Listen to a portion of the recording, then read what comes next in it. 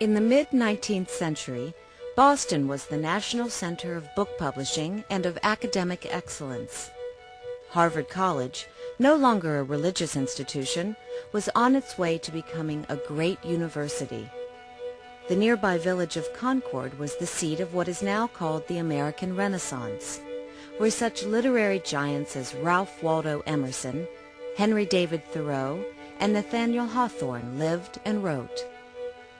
The belief that God resides in all of nature and within each individual was one of the common threads of thought shared by many writers of the time. Their idealistic and romantic philosophy became known as Transcendentalism. The Transcendentalists' concern with the quality of a person's daily life on earth, also called humanism, marked a departure from the Puritan emphasis on heaven and hell. Ralph Waldo Emerson, sometimes called the Sage of Concord, believed that God's will could be discovered in the laws of nature. It was always making these connections between what's happening in nature and what man's reaction to it is, his subjective interpretation of it.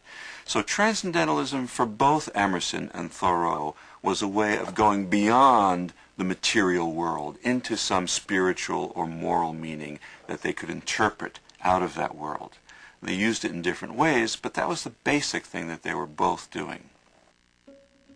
Starting with the belief that God's will could be discovered in the laws of nature, Emerson gradually came to oppose all organized religion as a barrier between God and the individual. Asserting that each human soul is divine, he said, "Standing on the bare ground, all mean